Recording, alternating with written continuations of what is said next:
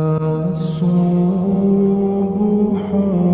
بدا من طلعته.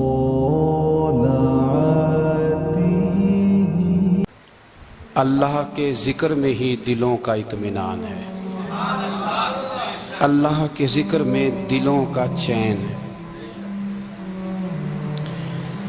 لوگ بہت سارا مال، بہت ساری دولت، بہت ساری عقل اور بہت سارا شعور ہونے کے باوجود بے سکون ہیں۔ جس چیز نے زمانے کو تکلیف میں مبتلا کر دیا ہے اور جو چیز ڈھونڈنے سے نہیں ملتی وہ اطمینان ہے، وہ قرار ہے۔ لوگ بھیک مانگتے ہیں، منت کرتے ہیں، دہائی دیتے ہیں کہ کہیں سے سکون کی دولت مل جائے، لیکن وہ میسر نہیں آ رہی۔ بڑے بڑے لوگ ہیں، اور میں عرض کر چکا ہوں کہ مالدار بھی ہیں اور عقل مند بھی ہیں، باشعور ہیں، پڑھے لکھے ہیں، پر قلبی سکون، راحت، اطمینان، چین انہیں میسر نہیں آ رہا۔ راتیں جاگ کر گزر جاتی ہیں، دن آزمائش میں بیت جاتا ہے۔ وہ کبھی اس کے لیے ٹھنڈے علاقوں کا سفر کرتے ہیں، کبھی دوستوں کی مجلسوں میں جا کر کے بیٹھتے ہیں، کبھی گھر سے دور اکیلے میں تنہائی میں وقت گزارنے کی کوشش کرتے ہیں، لیکن دولت سکون ناپید ہوتی ہے، میسر نہیں آتی۔ عرش کا رب فرماتا ہے، کیوں تو بھٹکتا پھرتا ہے، کیوں دائیں بائیں جاتا ہے؟ چپ کر کے مسجد آ جا اور لوگوں سے بچ کے تنہائی میں میرا ذکر کر۔ اللہ ملے گا کیا؟ فرمایا اعلیٰ بذکر اللہ تطمئن القلوب، میں تیرے بے چین دل کو چین عطا کر دوں گا۔ وہ تیرا تڑپتا اور پھڑکتا ہوا مزاج، اسے میں سکون کی دولت دوں گا۔ یہ تجھے کہیں اور نہیں ملے گا، یہ میری یاد میں ملے گا۔ یہ چین، قرار، سکون تجھے یہیں میسر آئے گا۔ اطمینان قلبی زندگی کا حسن ہے بھائی، دولت سکون اصل ہے۔ بڑے ٹھنڈے کمرے میں کچھ لوگوں کو نیند نہیں آتی، اور داتا صاحب رحمت اللہ علیہ آپ جائیں تو دونوں سڑکوں کے بیچ جو فٹ پاتھ ہے نا، اس پہ بھی کچھ لوگ سوئے ہوتے ہیں۔ ادھر سے بھی گاڑیاں گزرتی ہیں، ادھر سے بھی گاڑیاں گزرتی ہیں، لیکن بس نیند ہے نا، اللہ کا فضل ہے، اس نے دے دی ہے، آنے والوں کو آ گئی ہے۔ اطمینان قلبی، میرا معاشرہ بے سکون ہے، بے قرار ہے۔ مجھے کچھ لوگ کہتے ہیں جی میں آج کل بڑا بور ہو رہا ہوں، تو میں کہتا ہوں یار ہمیں تو ٹائم ہی نہیں ملا آج تک بور ہونے کا، نہیں وقت ہی نہیں اتنا میسر آیا۔ کون سا ٹائم نکالے جس میں بندہ بور ہو؟ وہ تو ہے کہ انسان کچھ فارغ ہو، کہیں اس کے پاس گنجائش ہو تو بور بھی ہو لے۔ کیسے بور ہو لیتے ہو؟ یہ کیا ہوتا ہے بور ہونا؟ زندگی میں اتنا وقت ہی کہاں ہے کہ انسان بور ہوتا پھرے اور یہ تصور بناتا پھرے کہ میں بڑی آزمائش میں ہوں تو میں بڑے بور ہو رہا ہوں، تو میں بڑی تکلیف میں ہوں۔ تو وقت بہت زیادہ ہے ہمارے پاس، لا یعنی کاموں میں ضائع بڑا ہوتا ہے، تو ہم بور ہوتے ہیں، پریشان ہوتے ہیں۔ اللہ فرماتے ہیں یہ جو میری یاد ہے نا، لیکن اس کا بھی ایک طریقہ ہے یاد کا، اس طریقے سے اگر میرے رسول کریم علیہ السلام نے فرمایا اللہ کا ذکر اس طرح کرنا کہ دیکھنے والا تمہیں دیوانہ سمجھے، لوگ سمجھیں کہ کوئی مجنون ہے، کوئی جنونی ہے، کوئی پاگل ہے۔ یہاں اللہ تعالیٰ معاف کرے، آپ ذکر کی مجلس چھیڑیں، آپ ناز شریف کی مجلس چھیڑیں تو بہت سارے لوگ پروفیسر بن جاتے ہیں، وہ ساری نہیں ہلاتے، ان کی زبان ہی حرکت میں نہیں آتی۔ حالانکہ رب کریم کا ذکر اس طرح کرو کہ دیکھنے والا تمہیں دیوانہ سمجھے، کہیں اور کھونے کی ضرورت ہی نہیں۔ میرے حبیب گویا ہمیں فرماتے ہیں تو رب کے ذکر میں اس طرح کھو جا کہ تجھے دنیا کا خیال ہی نہ رہے، تجھے پھر دنیا کی ہوش نہ رہے۔ لیکن اگر نماز میں بھی خیال غیر آئے، ذکر میں بھی توجہ کہیں اور ہو، زندگی میں وہ عجیب لمحہ تھا، وہ میرے ساتھ تھا اور میں تنہا تھا۔ اگر ماحول یہ ہو کہ آپ کہیں جسم کے ساتھ تو موجود ہوں، روح موجود نہ ہو، تو پھر لذت ذکر بھی میسر نہیں آتی، پھر کیف نہیں حاصل ہوتا۔ याद रखें कि इस तरह खो के रब की याद कहां से कैफ आएगा। उलझ ही बड़ा गए हैं। वो मस्ती, वो सुरूर, वो कैफ जो अल्लाह के जिक्र में होता था, जो कभी मुर्शिद कामिल के सामने बैठकर लोग अल्लाहू अल्लाहू करते थे तो लगता ये था कि ये यहाँ है ही नहीं, ये तो कहीं और चले गए हैं, यहाँ मौजूद ही नहीं। लेकिन अब वो मौज नहीं, वो शौक नहीं, वो दर्द नहीं, वो ज़ेब नहीं। इकबाल तड़प के कहा करते थे, खिरत की गुत्थियां सुलझा चुका हूं, यार अब मुझे साहिबे जुनू कर दे, अल्लाह मेहरबानी फरमा, वो कैफियत दे, वो सुरूर दे। जिंदगी में अगर इत्मीनान चाहते हो तो कभी कभी सब कुछ भूल के ना तो मस्त हो जाया करो रब की याद में। कभी कभी छोड़ दें दुनिया, छोड़े यार मोबाइल, किसी वक्त करें इसको बंद, छोड़े इस बात का ख्याल कि फलाने ने सलूट किया है कि नहीं की, छोड़े।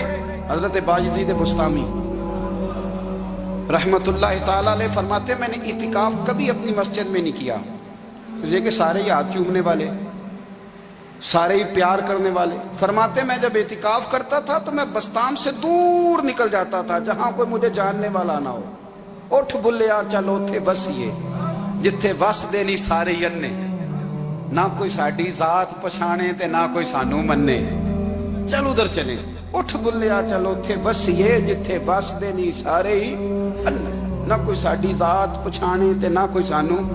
इतना शौक है सलूट कराने का, इतना शौक है तारफ कराने का, इतना शौक है अपना बताने का, तो ये चीज गलबा कर जाती है। फिर नाम रह जाता है, रूह नहीं रहती, फिर वजूद रह जाता है, फिर बातन की कैफियत नहीं रहती। खुदारा अपने आप को बेचैन ना करो, बेकरार ना करो, बेसुकून ना करो, रब की याद में आ जाओ, दुरूद व सलाम में आ जाओ, नात के हुस्न में आओ, तिलावत की दुनिया में आओ, सजदों के नूर में आओ। आओ कभी खोल के दिल मस्जिद की सफाइयां करें, आओ आओ ना कभी कोई बूढ़ा, दादी नानी दादा उनके पास बैठ के पैर दबा के अल्लाह को राजी करे। ये कैफ वाली जगह है, ये सुरूर वाली जगह। इतनी बेचैन हमारी जिंदगी है, बेकरार है, तड़पते हुए लोग, लड़ते हुए लोग, ऐसे लगता है अब एक दूसरे का गिरेबान थाम लेंगे, बेकरार बेचैन। किसी को इंतजार का कहा जाना कि 10-20 मिनट किसी का इंतजार करो, तो बात लोग मुझे ऐसे लगता है जैसे ये इनका कलेजा फट जाएगा। डॉक्टर के इंतजार में बैठे हैं तो बड़े परेशान हैं, किसी को मिलने गए हैं को आधा घंटा बैठना पड़ गया तो बड़ी दिक्कत में है। अपने आप को सुकून दें। आप यकीन करें बड़ा मजा आता है, कभी किसी का इंतजार करना पड़े तो 2-4 तस्बीह दुरूद शरीफ पढ़ी जाती है, यानी ज़ौक बन जाता है कि चलो अल्लाह ने मौका दिया है, कोई सरकार को याद कर लें, तन्हाई मिल गई। हमारा मिजाज जिस सख्ती का शिकार है वो सख्ती आहिस्ता आहिस्ता हमें ज्यादा आजमाइश में डाल दे। तो मेरे भाई जिंदगी में इत्मीनान हुस्न है, और वो सबसे ज्यादा अल्लाह की याद में मिलता है, वो सबसे ज्यादा रब करीम के जिक्र में। सबसे ज्यादा जो चाहता है ना दिल ठंडा रहे, जुबान मीठी रहे, वो मदीने वाले महबूब पे दुरूद व सलाम पढ़ा करे, वो हुजूर पे दुरूद व सलाम पढ़ा करे, जुबान मीठी रहेगी। मेरा जाती तजर्बा है कि जो आदमी अपने अखलाक संवारना चाहे वो हुजूर पे दुरूद शरीफ पढ़े, जो अपने अखलाक संवारना चाहे, तबीयत को ठंडा रखना चाहे, वो दुरूद शरीफ पढ़े, उसका दिल सुकून में आएगा। कुछ काम और हैं जिंदगी में इत्मीनान के लिए, उनका होना भी बड़ा जरूरी है। सबसे पहले अगर आप चाहते हैं ना जिंदगी में सुकून हो तो हकीकतों का सामना करना सीखें। आप जो हैं वो रहना सीखें, जो आप नहीं हैं वो बनने की कोशिश न करें। हकीकत का सामना करोगे तो जिंदगी इत्मीनान में आ जाए। हमने ना बहाने बना लिए हैं, हीले बना लिए, झूठ के सहारे अपने आप को ऊंचा कर लिया। एक आदमी से कहा जाता है तू रिश्वत ना ले, तो कहता है मैं गरीबों से नहीं लेता। तो मेरा सवाल यह है कि अमीरों का हिसाब लेने की अल्लाह ने तेरी ड्यूटी लगाई है, तेरे जिम्मे लगाया है कि तू अमीरों का हिसाब कर, तुम्हें क्या जरूरत पड़ी है? हम ना बहाना करते हैं, रिश्वत लेने वाले का अलग बहाना है और सिफारिश वाले का अलग बहाना है। हकीकत का सामना करें, हकीकत का। जो मेरे जिम्मेदारियां हैं वो मैंने पूरी करनी, जो आपकी जिम्मेदारियां हैं वो आप जान ना छुड़ाएं, हकीकत पसंद बने। मेरे रसूल करीम, फिर पढ़िए दुरूद शरीफ सल्लल्लाहु अलैहि ताला अलैहि वसल्लम। حضور صلی اللہ علیہ وسلم نے فرمایا کہ میری بیٹی سیدہ فاطمہ الزہرا رضی اللہ تعالیٰ عنہا صرف جنتی نہیں، جنتی عورتوں کی سردار ہے۔ لیکن حضور نے یہ بھی فرمایا کہ فاطمہ یہ خیال رکھنا اگر اللہ نے حساب پوچھا تو حساب تم نے خود دینا ہے۔ حقیقت کی طرف توجہ کرائی حضور نے، وہ صرف جنتی نہیں، جنتی عورتوں کی سردار ہیں، پر حقیقت کی جانب توجہ۔ میں حقیقت یہ ہے کہ اگر مالک نے حساب پوچھا تو اس کی تیاری بھی کرنی ہے۔ دیکھیں نا، ہمیں کچھ یقین نہیں، اللہ معاف کرے کہ ہمارا حساب کیسا ہوگا، لیکن کتنے آزاد ہیں۔ یعنی بڑی دلیری سے بندے کہتے ہیں فجر نہیں پڑھتا جی، 3 پڑھتا ہوں جی، شاہ رہ جاتی ہے جی، کپڑے صاف، بڑی دلیری سے۔ اور سیدہ فاطمہ الزہرا نے ساری رات مصلی باز رکھا ہے، حالانکہ انہیں یقین تھا کہ رب مجھے بغیر حساب کتاب جنت دے گا۔ حقیقت کا سامنا کریں، جو حقوق آپ کے ہیں وہ آپ نے ادا کرنے ہیں، جو ذمہ داریاں ہیں وہ ذمہ داریاں ہیں۔ دیکھیں نا، حضرت موسیٰ کلیم اللہ علیہ السلام کے پاس اسرائیل روح نکالنے آئے تو حضرت موسیٰ نے تھپڑ مارا، آنکھ نکال دی، واپس گئے۔ اللہ انہوں نے تو جلال فرمایا ہے، کہا موسیٰ علیہ السلام سے کہیے بیل کی پشت پر ہاتھ رکھیں، جتنے بال ان کے دستے مبارک کے نیچے آئیں گے اتنے 1000 سال ان کی عمر بڑھا دی جائے گی۔ یعنی میرے کان میں کوئی بتا دے کہ جناب 60 سال بڑھ گئی، یا آپ کے کان میں کوئی کہہ دے تو خوشی ہوتی ہے کہ نہیں؟ لیکن یہ حقیقت پسندی نہیں، اس لیے کہ 60 بھی گزر جائیں گے، 70 بھی، یہ حقیقت نہیں۔ حضرت موسیٰ کلیم، چلے میں مثال دیتا ہوں، سمجھ لے 10 بال، حالانکہ بہت زیادہ آتے ہوں گے، 10 بال اگر حضرت موسیٰ کے ہاتھ کے نیچے آئے تو 10,000 سال تو عمر بڑھ گئی نا۔ 10 یعنی 10 سال نہیں، 10 نہیں، 10 بہت زیادہ تھی نا۔ تو حضرت موسیٰ کلیم اللہ علیہ السلام سے آ کے عرض کیا گیا، حضور بیل کی پشت پر ہاتھ رکھیں، جتنے آپ کے ہاتھ کے نیچے بال آئیں گے اتنے 1000 سال عمر بڑھ جائے گی۔ تو حضرت موسیٰ نے حقیقت پسندی والی بات کی، فرمایا پھر کیا ہوگا؟ 10,000 سال کے بعد پھر کیا ہوگا؟ کہا حضور جانا تو پھر بھی ہے، فرمایا پھر ابھی چلتے ہیں۔ اگر جانا ہے نا، جانا ہے تو پھر، اگر جانا ہے تو پھر ابھی، اور سجنوں اگر نماز پڑھنی ہے تو ابھی کیوں نہیں؟ اگر داڑھی رکھنی ہے تو پھر رمضان کا انتظار کیوں کریں، ابھی کیوں نہیں؟ اگر سچ بولنا ہے تو پھر، اگر رزق حلال کھانا ہے تو پھر انتظار کا ہے گا۔ حقیقت ہوتی ہے، بہانہ ہوتا ہے، حقیقت چھپ نہیں سکتی بناوٹ کے اصولوں سے، کیونکہ خوشبو آ نہیں سکتی کبھی کاغذ کے پھولوں سے۔ یہ بات یاد رکھیں، اگر جانا ہے تو حضرت کلیم فرمانے لگے پھر 10,000 سال کے بعد بھی جانا ہے۔ تو آج بھی ہمیں بے قراری زندگی میں اس لیے کہ ہم حقیقت پسند نہیں، ہم بہانوں میں، ہم ہواؤں میں جیتے ہیں، ہواؤں میں، خیالات میں زندگی گزارتے ہیں۔ بڑا ٹائم پڑا ہے، مثلاً کتنا میرے رسول کریم صلی اللہ تعالیٰ علیہ وآلہ وسلم نے ایک دن صحابہ سے فرمایا تمہیں حیا نہیں آتی؟ حضور کیا ہوا؟ فرمایا وہ والے مکان بناتے ہو جن میں تم رہ نہیں سکتے، وہ والا مال جمع کرتے ہو جو کھا نہیں سکتے، حیا نہیں آتی؟ عرض کی حضور حکم کریں تو محبوب فرمانے لگے جوتے کا ایک تسمہ بند کرتا ہوں تو سوچتا ہوں دوسرا بند کرنے سے پہلے موت آ جائے گی، ایک سانس اندر جاتی ہے تو دوسرا آنے سے پہلے میں یاد کرتا ہوں کہ مجھے دنیا سے جانا ہے۔ تمہیں حیا نہیں آتی؟ وہ مکان بناتے ہو جن میں رہ ہی نہیں سکتے، وہ مال جمع کرتے ہو جو کھا، حقیقت پسند نہیں بھائی۔ ہم بہت سارے لوگ ہیں بڑی باتیں سناتے ہیں، بڑی، میں کہتا ہوں اصل میں نا زیادہ باتیں سنا کے نا بیچارہ اپنے آپ کو مطمئن کرنا چاہتا ہے، اصل بات یہ ہے کہ اندر سے نا ہلا ہوا ہے، کچھ بھی نہیں، بڑا زیادہ ہنستا ہے اور مجھے لگتا ہے کہ کوئی گہرا زخم چھپا رہا ہے۔ اس لیے ملمہ سازی، حقیقت پسند بنو، حقیقت پسند۔ یاد رکھنا من ترک صلاۃ متعمدا فقد کفر، میرے رسول نے حقیقت بیان کی، فرمایا جس نے ایک نماز بھی جان بوجھ کے چھوڑی اس نے رب کے رب ہونے کا انکار کیا، اس نے کفران نعمت کیا۔ یہ حقیقت ہے، کوئی کلیریفیکیشن نہیں، کوئی وضاحت نہیں۔ جو نماز نہیں پڑھتا، جھوٹ بولتا ہے، غلط بیانی کرتا ہے، جو شخص رزق حرام کما کے کہتا ہے کہ اس کے بغیر گزارا نہیں چلتا، وہ جھوٹ بولتا ہے۔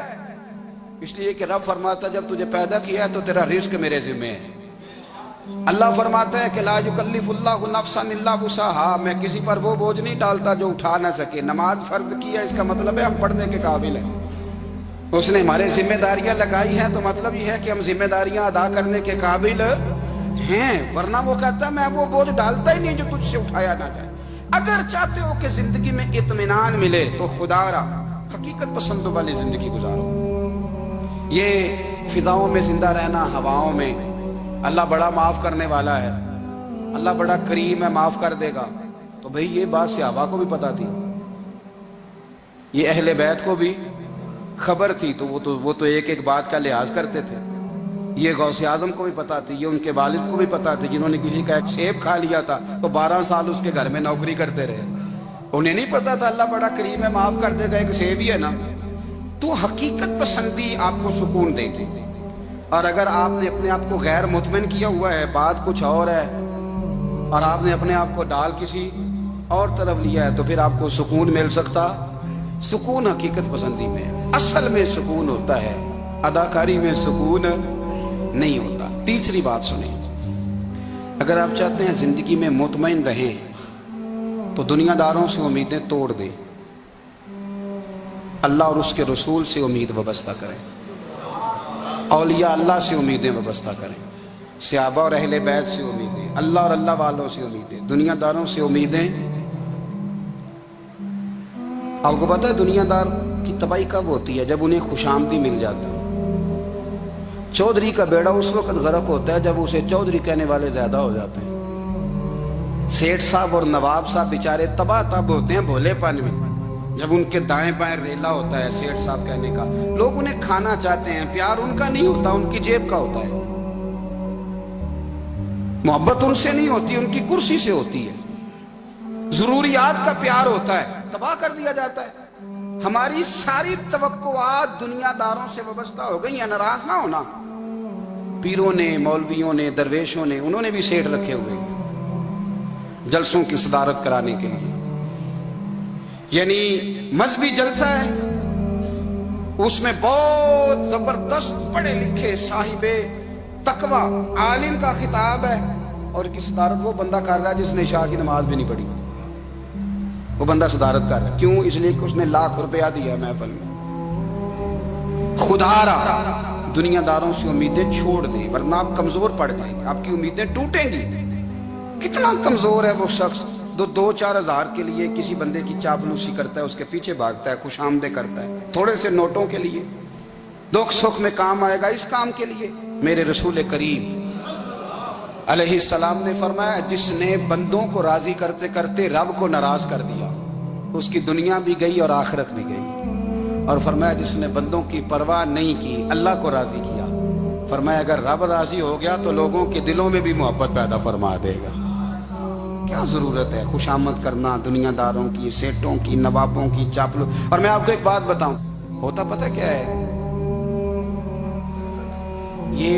یہ جو حب جا اور حب با ہوتی ہے نا، اس سے پیٹ نہیں بھرتا۔ آپ کو اگر خوش آمد کرنی ہے تو پھر آپ کو ساری زندگی کرنی ہے، پھر ان کو بھی پتہ ہوتا ہے کہ تعلق کس بنیاد پر ہے، اس میں کبھی بھی خلوص پیدا نہیں ہوتا، آپ بے چین رہتے ہیں، بے قرار رہتے ہیں، آپ کو تکلیف رہتی ہے ہمیشہ۔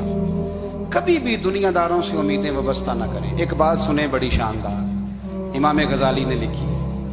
امام غزالی فرماتے ہیں کہ ہارون الرشید نہ حج کر کے واپس آیا بغداد میں، تو کونے میں حضرت بہلول دانا بیٹھے تھے، رش بہت تھا، مجمع بڑا تھا، حضرت بہلول دانا بھی سڑک کے کنارے بیٹھے تھے، تو سپاہی کہنے لگے یہاں سے اٹھ جاؤ، فرمانے لگے ہارون الرشید کی زمین نہیں، زمین میرے رب کی ہے، میں کیوں اٹھوں؟ وہ قریب سے گزرا تو سلام لی، تو آپ نے اس کا پروٹوکول دیکھا تو فرمانے لگے ہارون الرشید تجھ سے تگڑے تگڑے موٹے موٹے پروٹوکول میں نے لوگوں کے دیکھے ہیں، اور یہ جو تیرے دائیں بائیں آج تیرے نعرے لگا رہے ہیں، یہ پہلے ان لوگوں کے نعرے لگایا کرتے تھے، اور تھوڑا وقت گزرنے دے، جو تیرے بعد آئے گا نا، یہ سارے پھر ان کے نعرے بھی لگائیں گے۔ تو جھوٹ کی دنیا میں زندہ ہے، ان سے تو نے امیدیں وابستہ کی ہیں، یہ کل اس کے نعرے لگائیں گے۔ اس کے دل پہ بڑا اثر ہوا، گھوڑے سے اتر آیا، آگے کہنے لگا حضور آپ نے مجھے بڑی اچھی نصیحت کی ہے، میرا دل بڑا ٹھنڈا ہوا ہے، میں نے سنا ہے آپ مقروض ہیں، کچھ لوگوں کا قرض، تو مجھے کوئی حکم ہی کر دیں۔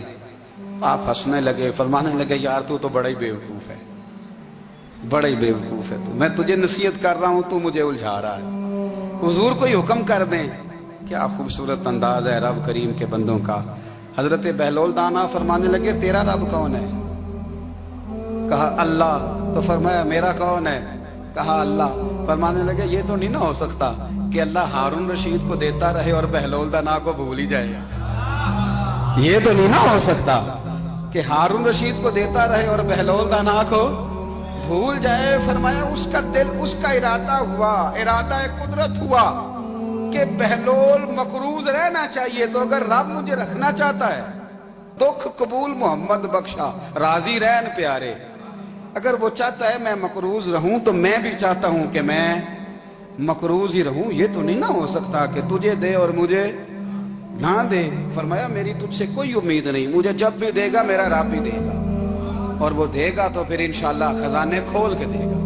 دنیا داروں سے امیدیں وابستہ کرنا, لوگوں کے پیچھے, یہ چھوڑ دیں. آپ بے چین رہیں گے, بے قرار رہیں گے. اللہ والوں سے ضرور امیدیں وابستہ کریں, اس لیے کہ ان کے پاس جو کچھ ہوتا ہے وہ دراصل رب کا ہی ہوتا ہے. لیکن سیٹھوں سے, نوابوں سے, سیاستدانوں سے باز آ جائے. ہماری بڑی امیدیں وابستہ ہیں. میں اکثر کہتا ہوں جتنے پھیرے نوکری کے لیے دنیا دار کے دروازے پہ لگائے ہیں نا, اس سے کم دفعہ مسجد میں نفل پڑے ہوتے تو رب اتنی بڑی مہربانی فرما دیتا. تیسری بات یہ یاد رکھیں, اگر سکون لینا چاہتے ہیں نا, اگر سکون لینا چاہتے ہو نا تو لوگوں کو ڈسکس کرنا بند کر دو. کس کو اللہ نے کتنے پیسے دیے ہیں وہ جانے اور اللہ جانے, کس کو اللہ نے کتنی گاڑیاں دی ہیں وہ جانے, اور لوگوں کو ڈسکس کرنا. جی یعنی میں ایک جگہ بیٹھا تھا تو ایک صاحب گاڑی والا گزرا, گاڑی میں بیٹھ کے, اس کا پڑوسی تھا, کہندے تھا منہ ہے کار والا. میں کہ وہ تے ہے تاں ہی بیٹھا ہے. تے ہن میں کہ سمجھانا سی نا انہوں, میں کہ توں تے میں حساب لائیے بھی ساڈے کول کوئی نہیں, وہ تے ہے. دیکھیں نا اللہ نے اسے دی ہے نا, تو اللہ نے چاہا نا وہ کار میں بیٹھے, تو اس نے پھٹے پہ بیٹھ کے یہ تبصرہ کیا کہ منہ ہے کار والا. میں کہ ابھی وہ تے ہے تاں کار ہے. اب مجھے تجھے اندازہ لگانا چاہیے کہ ہم کیا یہ بحث ہے. یعنی اللہ کو چاہیے تھا معاذ اللہ کے پہلے تجھ سے پوچھتا کہ اسے کار دینی ہے کہ نہیں. کیا مطلب فضول بحث ہے. وہ چیز ہمیں اتنا تنگ کرتی ہے, اتنی تکلیف دیتی ہے کہ آپ یقین کریں سارا دن اسی کو ڈسکس کرتے ہیں. سارا دن اس کے پاس گاڑی ہے, اس کے پاس کار ہے, فلانے کا پیسہ 1 نمبر ہے, فلانے کا 2 نمبر ہے, فلانے کا 6 نمبر ہے. اصل بات کے اندر حسد ہے, اس کو نکالو. ایک بات کہنے لگا ہوں, اسے یاد رکھنا. میرے اعلیٰ حضرت رحمۃ اللہ علیہ فرمایا کرتے, حسد کرنے والا بندوں پر اعتراض نہیں کرتا, اللہ پر اعتراض کرتا. وہ کہتا ہے اللہ اسے کیوں دیا ہے, اتنا کیوں دیا ہے, معاذ اللہ وہ اللہ کی تقسیم پر اعتراض کرتا. حسد کرتے ہو بے چین رہو گے. حسد آپ کے دل کو تڑپا کے رکھ دے گا. چھوڑے, اللہ بڑا کریم ہے, جس کو جہاں چاہتا ہے وہاں بٹھا دیتا ہے. آپ قطعاً اس بحث میں نہ پڑیں کہ اللہ نے کس کو کتنا دیا ہے, کب دیا ہے, کیوں دیا ہے. وہ بڑا بے نیاز ہے. حسد آپ کو تباہ کرے گا. دنیا میں پہلا گناہ جو ہوا تھا وہ حسد تھا. ابلیس نے حضرت آدم سے حسد کیا, کہنے لگا میں بہتر ہوں, سرداری اس کو مل رہی ہے, یہ تو اللہ کو پتہ ہے نا کس کو دینی ہے. اور دنیا میں پہلا قتل حسد کی وجہ سے ہوا. حابیل قابیل کے درمیان حسد کا معاملہ تھا. خاتون کا نکاح اس سے کیوں ہو رہا ہے, مجھ سے ہونا چاہیے. حسد تباہی کرتا. آپ یقین کریں, یعنی دکاندار کے سامنے دوسری دکان پڑتی ہے اور پریشان ہو جاتا ہے. وہ کہتا ہے میرا کیا بنے گا, لا حول ولا قوت الا باللہ العلی العظیم. یعنی تیرا کا خیال ہے کہ تیرے حصے کی روٹی وہ کھا جائے گا. اتنا چھوٹا دل. یعنی تیرا موقف یہ ہے کہ تیرے حصے کا نصیب اس تک چلا جائے گا, یہ تیری خواہش ہے. ایک دوسرے کی کمزوریاں بیان کرنا, اس کا تو مال ہی ناقص ہے جی, اس کے تو پاس ہی کچھ نہیں. یہ تو کمزور لوگوں کا طریقہ ہے. میرے رسول کریم علیہ السلام گزر رہے تھے, پت جھڑ کا موسم تھا, خزاں کا موسم تھا, درختوں کے پتے جھڑ رہے تھے. صحابہ کو ساتھ لے کے حضور گزرے اور ایک درخت کی ٹہنی کو پکڑ کے حضور نے ہلایا. صحابہ فرماتے ہیں کہ چھم چھم اس کے پتے گرے, زمین پر ڈھیر لگ گیا. حضور نے فرمایا دیکھا تم نے کیا ہوا. حضور ہاں.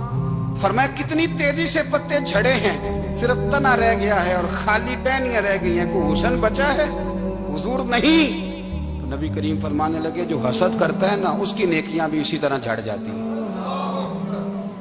اسی طرح. اور ایک جگہ حضور فرمانے لگے جس طرح راکھ لکڑی کو آگ جب آگ کھا جائے تو پھر لکڑی کو لکڑی نہیں کہا جاتا, راکھ کہا جاتا ہے, کوئلہ کہا جاتا ہے, اس کی اصل باقی یعنی اسے کھائی جاتی ہے. تو حضور علیہ السلام فرمانے لگے جس طرح آگ لکڑی کو کھا جاتی ہے, فرمائے اسی طرح حسد نیکیوں کو کھا جاتا ہے, نیکیاں رہتی نہیں. حسد کرنے والے کے پاس نیکیاں یعنی ان کی اصل شکل موجود, کبھی بھی حسد نہیں کرے. اللہ کی تقسیم ہے, جس کو چاہے جب چاہے جتنا چاہے عطا کرے. اور